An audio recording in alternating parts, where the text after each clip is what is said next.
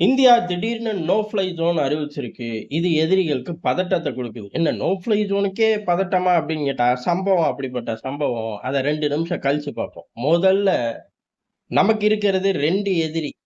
இல்ல இப்ப இந்த 2 பயலுகள சாப்பிடுற மாரி, தூக்கி சாப்பிடுற மாரி சைக்கோ அமெரிக்கா வேலைய பார்த்துக்கிட்டு இருக்கு அப்படின்னா, அது கொஞ்ச காலம் தான். அத ஈஸியா டாலி பண்ணி விட்டறலாம். அதனால அத வச்சுக்கலாம். எப்பயுமே நமக்கு எதிரி 2 பேர் தான். ஒண்ணு சீனா, இன்னொன்னு பாகிஸ்தான்.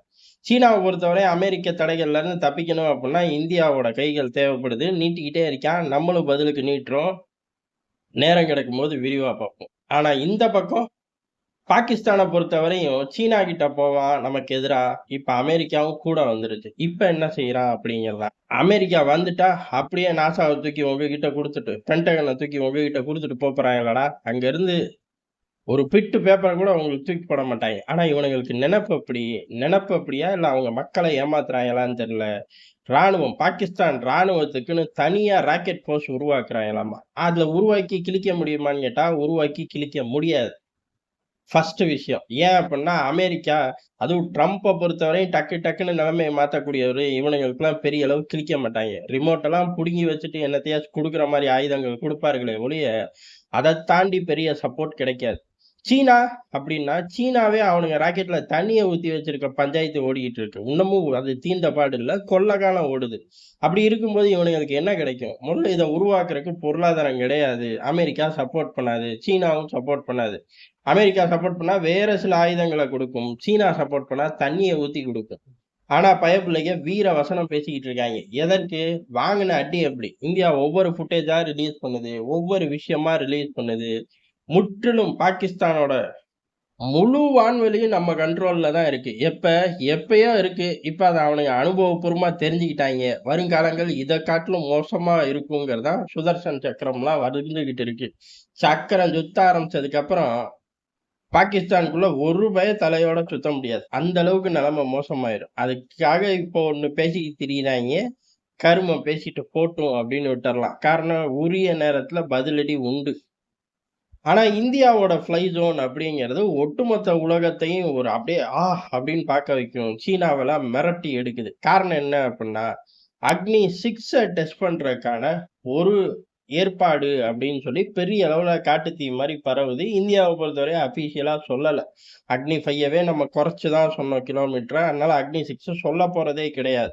ஏன் அப்படின்னா, இது கண்டம் விட்டு கண்டம் பாயக்கூடிய ஏவுகணை. 12,000 கிலோமீட்டருக்கு அப்பால தூக்கி போட்டு மிதிக்கும். இன்னும் பேலோட குறை ஆட்டோமேட்டிக்கா 16,000 கிலோமீட்டர் தூக்கி போட்டு மிதிக்குங்கிற மாரி பெர்ஃபார்மன்ஸ் பிச்சு எரியக்கூடியது. 2017லயே சோதிச்சிருக்கணும்.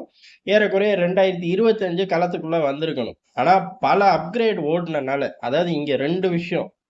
ப்ராஜெக்ட் தள்ளி போகுது அப்படின்னா, பெரிய அளவுல நெறைய விஷயங்கள் இன்னும் தேவைப்படுது.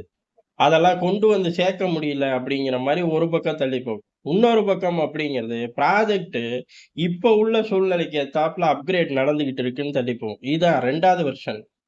17லயே முடிஞ்சிருக்கணும். எது சோதனை ஓட்டம். ஆனா 2025ல முடியும். 2027ல ராணுவ பயன்பாட்டுக்குள்ள வந்துரும் அப்படிங்கிறதான் சீனாவ பொறுத்தவரை அவனும் கண்டம் விட்டு கண்டம் பாயக்கூடிய ஏவுகணை வச்சிருக்கான். அதுக்கு போட்டியா, அத மேட்ச் பண்ற மாரி தான் இப்ப நம்ம உருவாக்கி வச்சிருக்கோம். இது சீனாவுக்கு வந்து மிகப்பெரிய அளவுல ஒரு மரநடிய குடுக்கும். காரணம் என்ன? சீனா இன்னும் சீனா என்னத்த கண்டுபிடிச்சாலும் சரி, எல்லாருமே சீனாவோட பெர்ஃபார்மன்ஸ் அப்படிங்கிறத கேட்கிறார்கள், கேள்விக்குறியாக்குறார்கள். என்னடா எப்ப பார்த்தாலும் எங்கள இப்படியே சொல்றீங்க? DF-17 தட்டி விட்றா அப்படின்னு சொல்லுங்களேன் அப்படின்னு எல்லாருமே கேட்கிறாய்ங்க. ஏலே 10 அடி முன்னாடி போய் நில்லுங்கடான்னு எங்க ராணுவத்த சொன்னாலே திரும்பி செய்ய மாட்டேங்கிறாய்ங்க. DF-17 தட்டி விடுன்னு சொல்லி அதுல தண்ணி ஊத்தி வச்சிருந்தா நான் எங்க போய் முட்டிக்கிறதுங்கிற மாரி அதிபர் ஷி ஜின்பிங்கோட நிலைமை இருக்கு. இந்தியாவோட அக்னி 5 அப்படி கிடையாது. அக்னியோட வரலாறே சிறப்பான வரலாறு. அக்னி 6 அப்ப கேட்கவே வேண்டாம். வச்சு செய்ய தயாராயிட்டோம். அதனால தான் நோ ஃப்ளை ஜோன் ஒடிசால இருந்து சுமார் 4,700 கிலோமீட்டருக்கு போட்டிருக்கோம். எல்லா பயலுக்கும் அறிவிச்சிட்டோம். ஒத்த பய எட்டி பாத்துறாத அப்படின்னு. அறிவிச்சதுக்கு அப்புறம் அந்த பகுதியில இப்ப எதிரிகளோட நடமாட்டம் கூடும். ஏதோ ஒரு வகையில கண்காணிப்பாய்ங்கல்ல. சேட்டலைட் மூலியமா கண்காணிப்பார்கள். பல கிலோமீட்டருக்கு அப்பால விமானங்கள பறக்க விட்டு, சிக்னல கிரகிக்க பார்ப்பார்கள். ஏகப்பட்ட வேலைகள பார்ப்பாய்ங்க. அதுல எப்படி ட்ரிகர் பண்றது? அவனுக்கு போற சிக்னல எப்படி ட்ரிகர் பண்ணி, மிஸ்மேட்ச் பண்ணி விடுறது அப்படிங்கிறக்கு அந்த யூனிட் இப்ப களத்துல விரிவா இறங்கியிருக்கு. விரிவா இறங்கி செட் பண்ணதுக்கு அப்புறம் தான் நோ ஃப்ளை ஜோனே அறிவிக்கிறோம். நோ ஃப்ளை ஜோன் அறிவிச்சாலும் 20, 25க்குள்ள அதாவது இந்த மாதம் 20, 25க்குள்ள இந்த சம்பவம் நடக்கும். எது? அக்னி 6 டெஸ்ட் பண்ணப்படும். ஆனா அக்னி 6ன்னு சொல்லப் போறதே கிடையாது.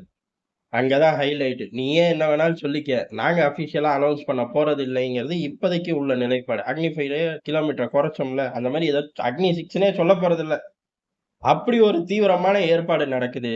இது வந்ததுக்கப்புறம் கண்டம் விட்டு கண்டம் பாயக்கூடிய ஏவுகணை 12,000, 16,000 கிலோமீட்டர் வரை தாக்கக்கூடிய வல்லமை இந்தியா கிட்ட வந்துரும். இது மிகப்பெரிய அளவுகளுக்கு எதிரிகளுக்கு ஒரு சிம்ம சொப்பனமா இருக்கும் அப்படிங்கிறது தான் எதார்த்தமான உண்மை.